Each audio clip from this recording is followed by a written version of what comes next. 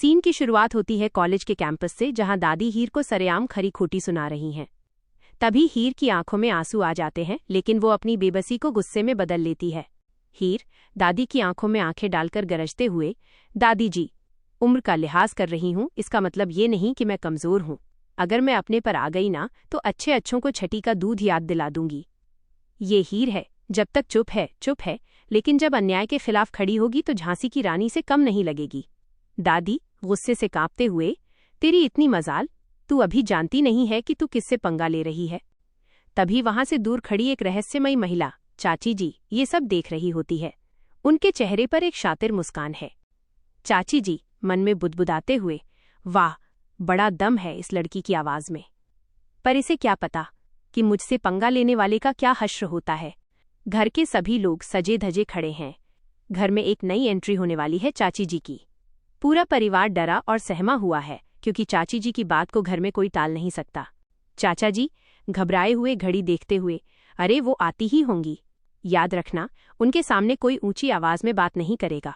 उन्होंने जो कह दिया वो पत्थर की लकीर है। हीर घर के काम करते हुए मन में सोचती है, पता नहीं कौन आ रहा है जिसके खौफ से पूरा घर कांप रहा है।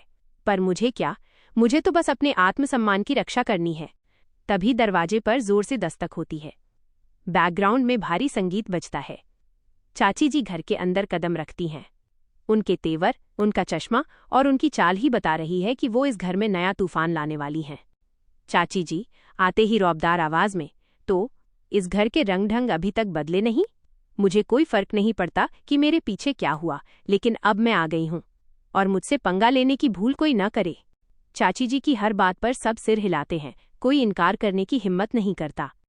हीर किचन से चाय की ट्रे लेकर बाहर आती है। जैसे ही हीर और चाची जी एक दूसरे को देखती हैं, दोनों के पैरों तले जमीन खिसक जाती है। हीर चौंकते हुए मन में, हे भगवान, ये तो वही औरत है जो कॉलेज में दादी के पास खड़ी मुझे घूर रही थी। यही इस घर की चाची जी हैं? चाची जी हीर को ऊपर से नीचे तक देखते हुए, चेहरे पर एक खतरनाक मुस्कान के साथ, अरे तो तुम हो इस घर की बहू? कॉलेज में तो बड़ा झांसी की रानी बन रही थी। चलो अच्छा हुआ, अब इस घर के दंगल में मजा आएगा। चाची जी हीर के हाथ से चाय की ट्रे झटक देती हैं। चाय गिर जाती है। हीर की आंखों में आंसू आ जाते हैं, लेकिन वो खुद को संभालती है। हीर रूंधे गले से पर मजबूती से, चाची जी, कॉलेज की बात अलग थी, वहां बात मेरे स्वाभिमान की थी, लेकिन इस घर में मैं आपकी हर मर्यादा का पालन करूंगी। बस मुझे मेरी बेगुनाही साबित करने का एक मौका दीजिए। चाची जी ठंडे लहजे में, मौका? वो तो वक्त बताएगा हीर, पर याद रखना, इस घर का रिमोट कंट्रोल अब मेरे हाथ में है। एपिसोड एक बड़े सस्पेंस के साथ खत्म होता है, जहां चाची जी फोन पर किसी से बात कर रही हैं और हीर को घर से बाहर निकालने की साजिश रच रही हैं। तो जूलियट जड्डी का ये नया मोड़ आपको कैसा लगा? क्या हीर चाची जी के इस नए तड़के का सामना कर पाएगी? अपनी राय हमें जरूर बताएं। हमारे चैनल को लाइक और सब्सक्राइब करना बिल्कुल न भूलें।